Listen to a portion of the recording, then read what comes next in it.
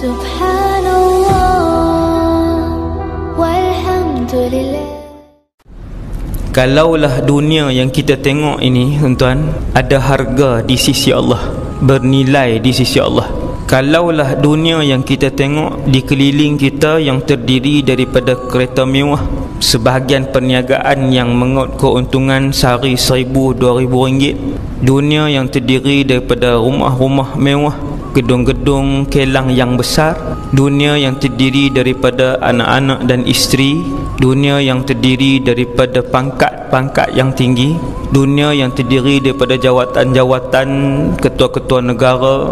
Seandainya, kata Nabi, dunia ini ada nilai di sisi Allah sesama dengan nilai sebelah sayap nyamuk, masaqa minha kafiran syurbatama, nescaya kalian tidak akan melihat seorang kafir pun yang dapat meminum seteguk air.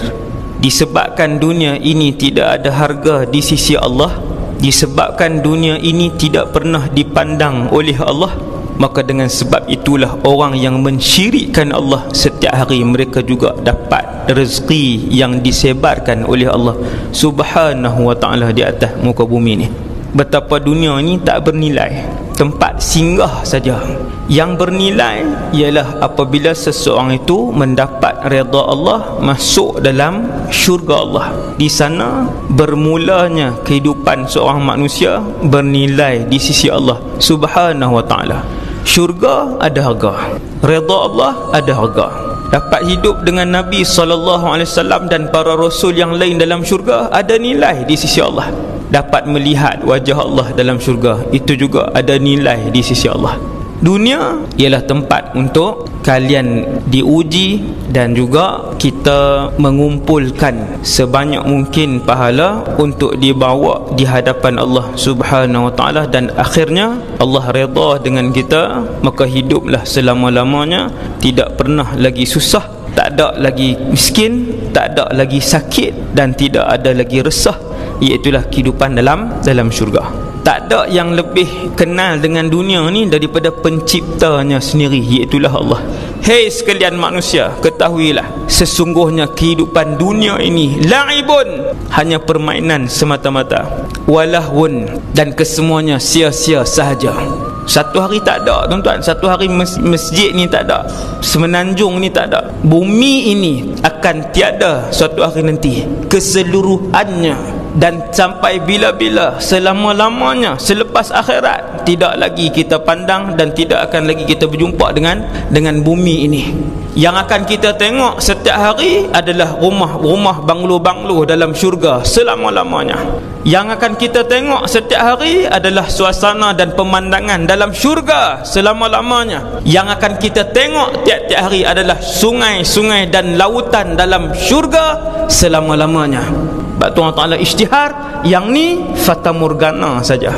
Bumi, bukit, bukau, gunung, ganang, matahari dan bulan, kesemuanya akan lenyap. Satu alam lain lagi yang kita akan berkenalan, yang akan kita teroka, yang akan kita tengok, iaitulah sama ada satu alam yang dinamakan syurga ataupun alam tu namanya neraka. Wal'iyadzubillah. Tuan-tuan, lihat saya duk sebut dunia-dunia ni, kena sebut ke anak-anak ni hari ni, supaya anak-anak dan ahli keluarga kita, dia tak terlalu jauh tenggelam dalam dunia ni, duk ingat dunia ni last. Kita ada destinasi terakhir, iaitulah akhirat.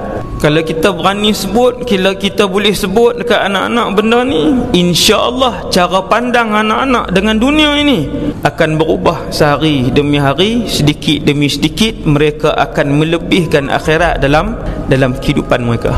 Kalau ayah, kalau mak rajin sebut ke anak lebihkan akhirat, kalau mak dengan ayah rajin sebut dekat anak hidup kita ini destinasinya akhirat, kalau mak dengan ayah rajin sebut dekat anak supaya kejar redha Allah, cara hidup anak itu tak sama dengan anak-anak lain yang tak pernah disebut oleh ayah dia tentang hakikat dunia ni. Bincang pasal handphone pernah, bincang pasal pelajaran pernah, bincang pasal nak pergi berjalan kat mana pernah, bincang pasal berniaga pernah, tapi bincang pasal akhirat tak pernah. Lepas tu kita heran, kita main semayang, anak kita tak semayang. Kita heran, kita main kuliah, anak kita main game. Kita heran, kita main masjid, anak kita duduk atas jalan. Sebab kita tak sebut kepada mereka seperti mana yang diajarkan oleh Rasulullah sallallahu alaihi wasallam. Ketika kita tanam cinta akhirat dalam diri anak, ketika kita tanam cinta Allah dan cinta Rasul dalam sanubari anak, kecintaan itu akan membuatkan mereka berjaya dengan cemerlang di dunia dan akhirat.